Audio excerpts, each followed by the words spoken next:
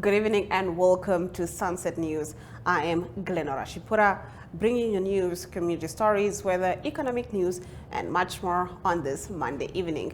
Getting into the news tonight, lawmakers are keen on nuclear energy production in Namibia to address the country's 60% electricity shortfall, as well as to realize the value addition rhetoric. However, they caution that access to uranium deposits should be put out for open bidding and not reserved for one entity.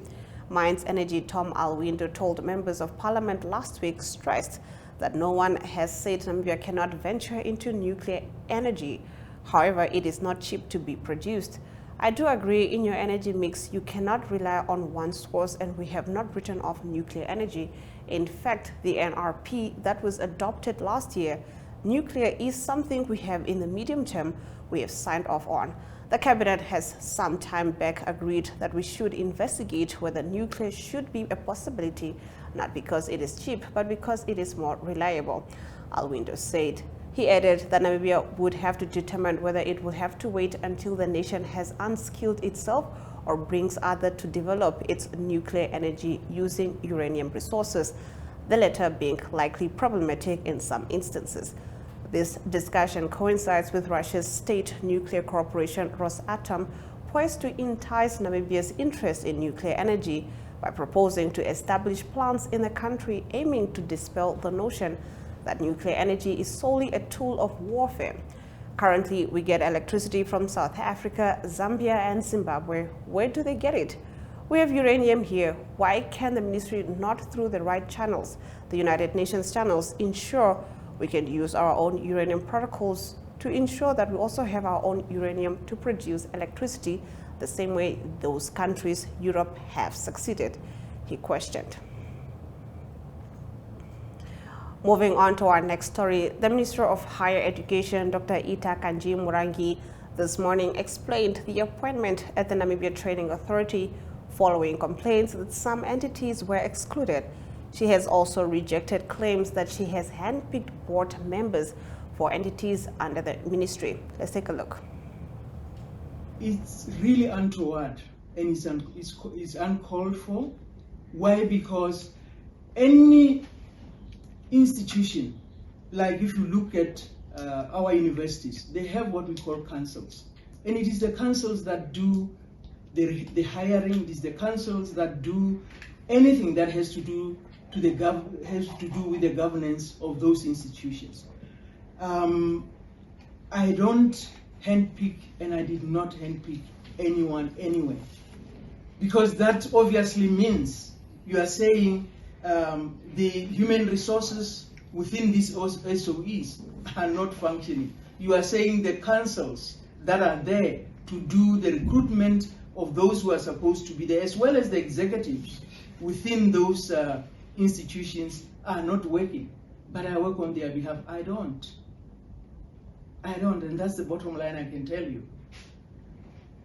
Okay, with regards to jobs allegations, I cannot say anything about that. Those are administrative matters that have been explained by those who are responsible for explaining them, and indeed the ACC has actually come out as well to verify and state the fact that indeed what has been submitted to them by those who deal with the administrative matters in this ministry justifies the fact that there isn't anything untoward. There isn't anything that was done out of line to label me in the manner that Jobs actually thinks.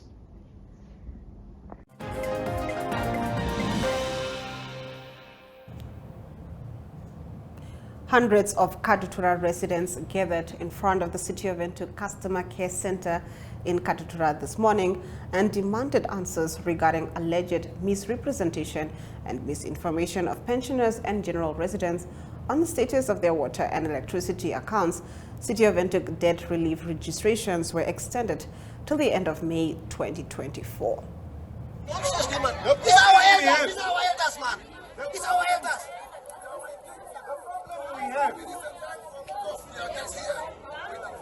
The problem we have is remains that don't suck a foot asleep along.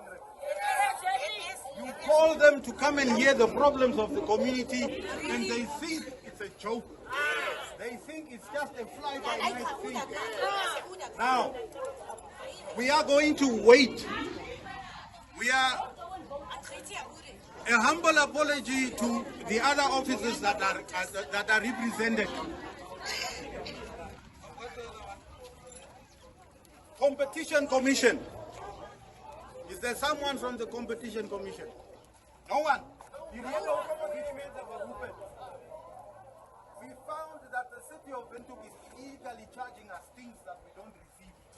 Services that we don't receive. Yes.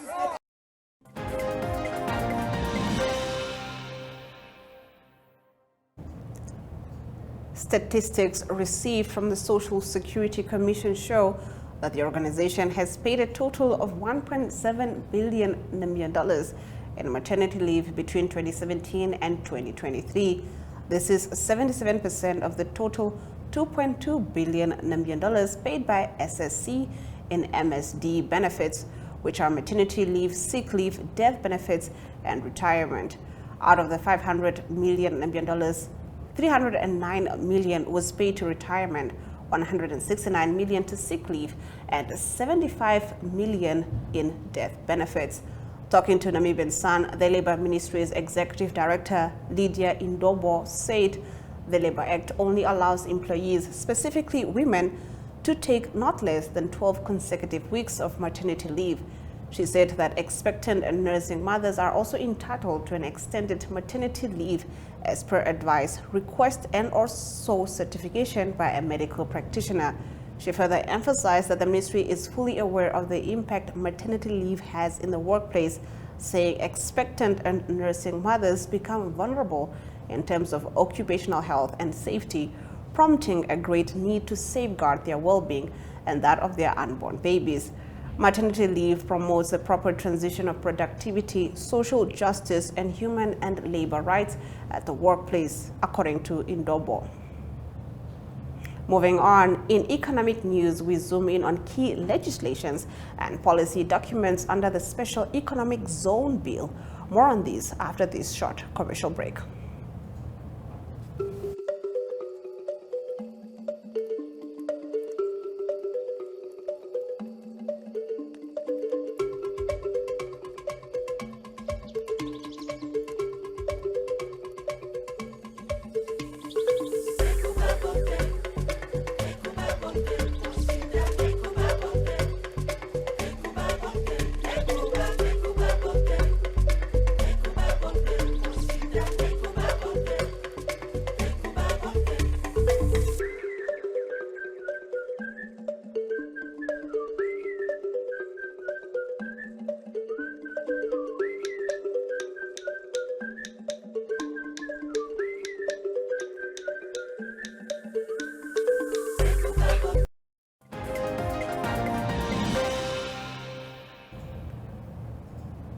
Getting into our economic news, Lucia Ipumbu, the Minister of Trade and Industrialization, undertook a public consultation on 3 key legislations and policy documents under the Special Economic Zone Bill.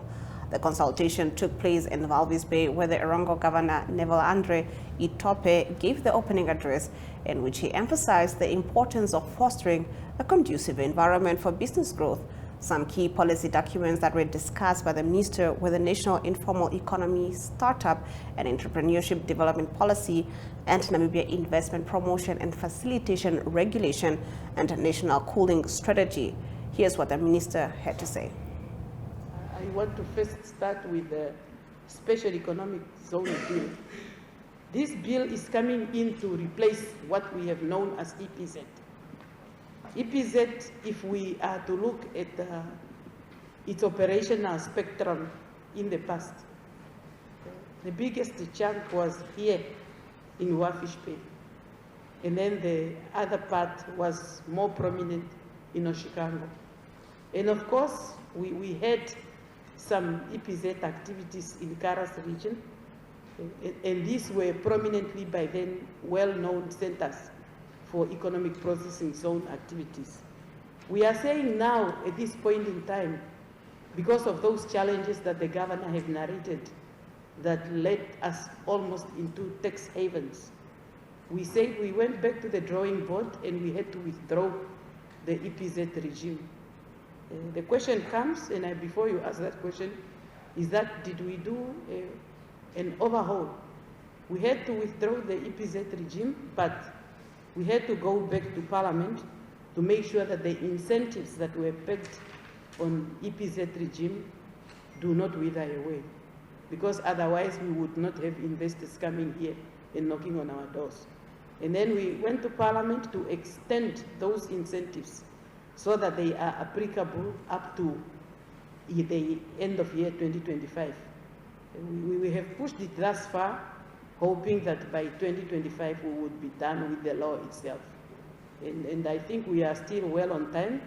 This is early 2024, and we envisage to table and finalize this bill before the end of this year, so that now a new regime of incentives that has been reworked, that would bring in now minimal tax incentives in the various non-financial incentives and non-fiscal incentives, we would be able to bring on board while waiting for the bill to go and sail through the general process of lawmaking.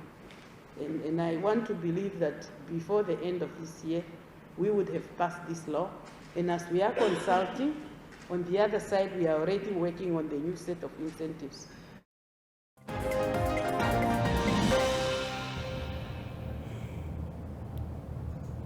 Let's now take a look at our economic indicators. The Namibian dollar trades against the British pound at 23.65, against the euro at 20.21, against the US dollar at 19.02, 2 Namibian dollars and 63 cents gets you 1 Chinese yuan. On the commodities market, all major commodities went down, with Brent crude oil trading at 1.89%, going for $89 and 13 cents per barrel. The Queen Mary II, a British luxury cruise ship, docked in Walvis Bay. On the other side of the break, we take a look at this story.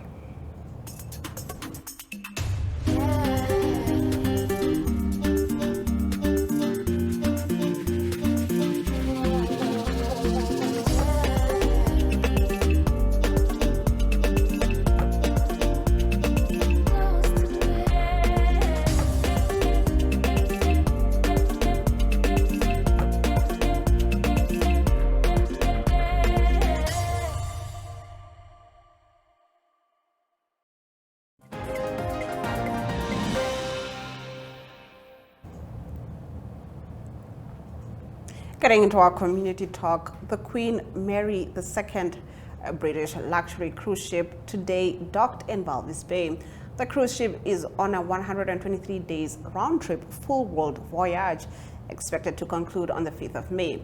Walvis Bay street vendors earlier today were getting ready to welcome the tourists on board Queen Mary II, which earlier today made its arrival in Walvis Bay. Passengers on the Queen Mary II have started to disembark, with local tour operators standing ready to show them the sights of Walvis Bay and surroundings. 10 years have passed since Islamic extremists stormed the government's girls' schools, secondary school in Nigeria's Chibok community, and abducted nearly 300 girls. This story leads us into international news after this short break. Connection. It's in the human touch, the feeling of belonging. It inspires us and empowers us, creates clarity from complexity. It starts new conversations, unlocks the power of advice, and makes an impact on your life. At Alex Forbes, we pioneer insight to provide you with advice that connects your decisions of today to your impact tomorrow.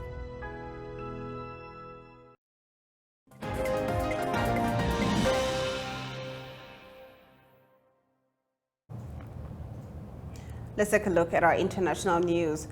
10 years have passed since that fateful night when darkness descended upon the Nigerian village of Chibok.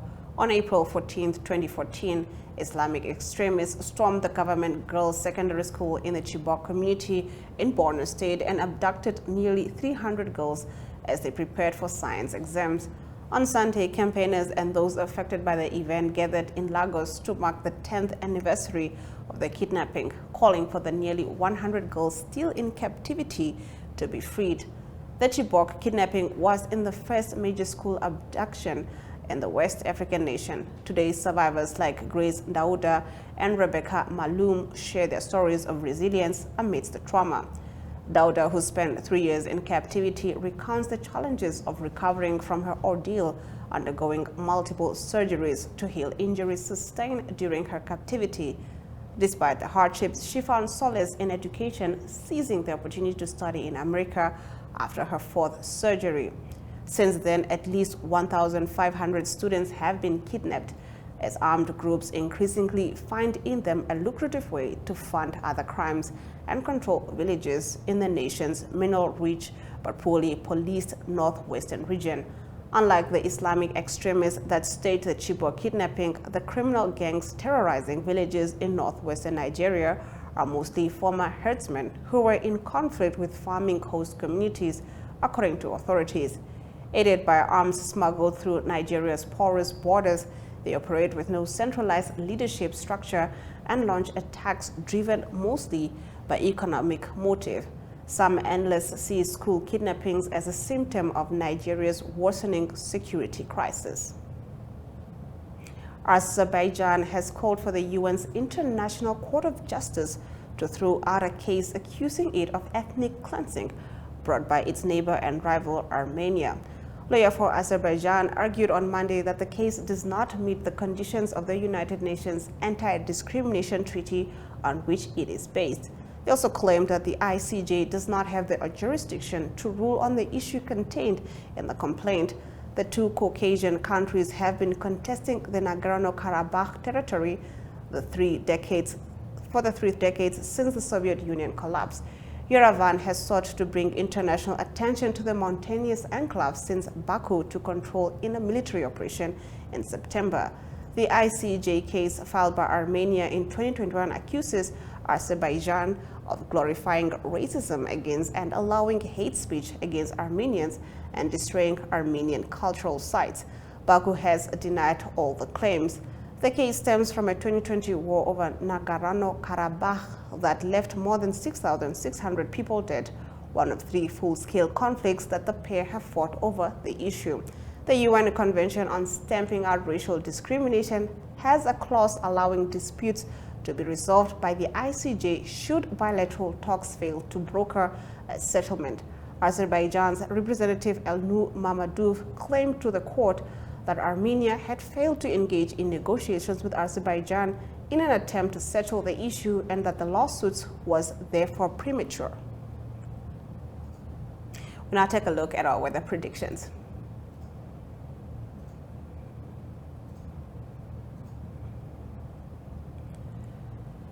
Katima Mulilo can expect partly cloudy conditions with a minimum of 18 degrees Celsius and a maximum of 32 degrees Celsius.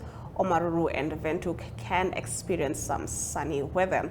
Oshakati can expect a minimum of 24 degrees Celsius and a maximum of 33 degrees Celsius with partly cloudy conditions.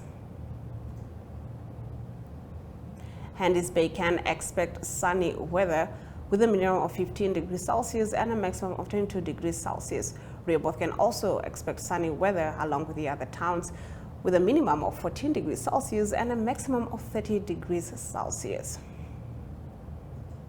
After this short break, we'll be taking a look at our entertainment news.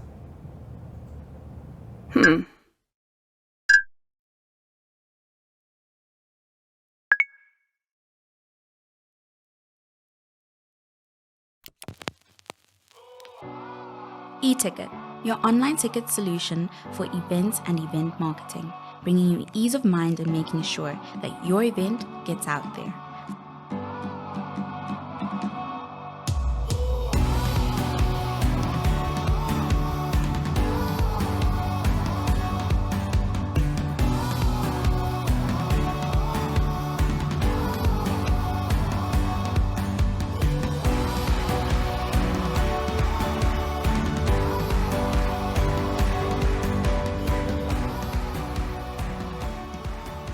For more information, contact events@nhh.com.na.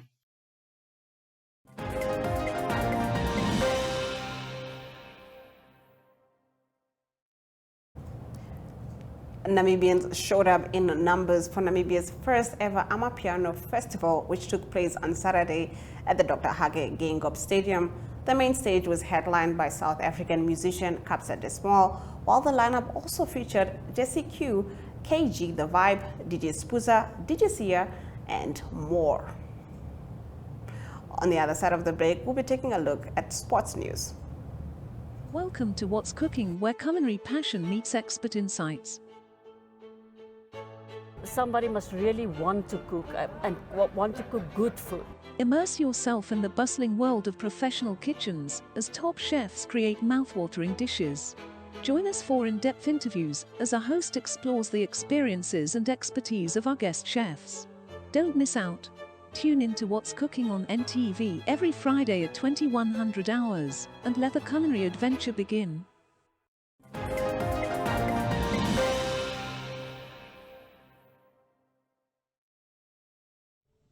Good day everyone, time for international sports news, and starting off with rugby news first. It's rugby news from the Women's Six Nations, and it's England and France leading the way. They will play on the 27th of April. That will be the last game of the series, and that will in a big way determine the winner. At the moment, England and France, after 3 games, both of them unbeaten. What happened over the weekend is that England had a big win. They had a away game against Scotland, and they won that game by 46 points to 0. And also France, that beat Italy at home by 38 points to 15. So it is England with 15 points after 3 games, and it is France with 14 points after 3 games. And in the other game over the weekend, Ireland beat Wales, and that score was 36 points to 5. This coming weekend, it will continue the Six Nations for women, and it will be England that play Ireland, and Wales will play against France. That's 2 of the games this coming weekend.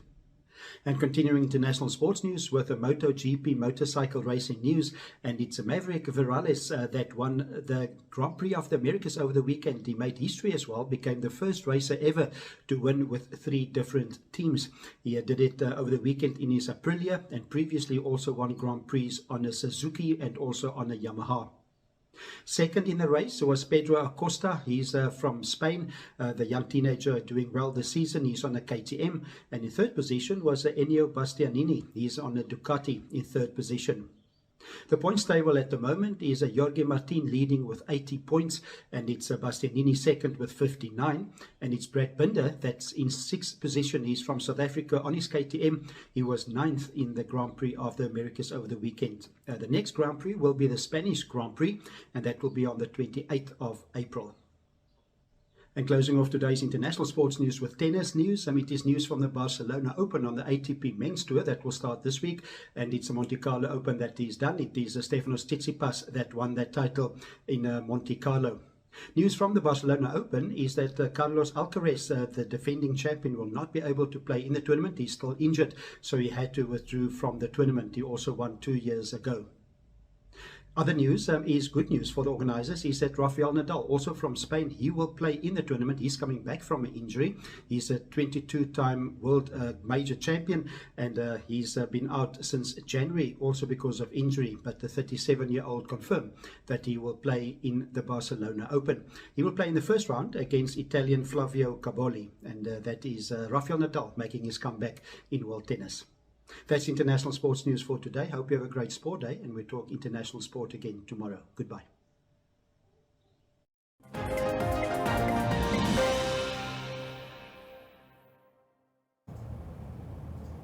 That was Ari Hohart with the sport news.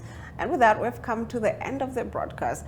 But before we head out, make sure you join Sunset News on Facebook, on all the NMH platforms on weekdays, as well as on our website, oneup2.com. Sunset News screens on DSTV channel 285 and GoTV channel 25 every weekday from 7:30 p.m. to 8 p.m. I am Glenora Shipura, and this has been Sunset News.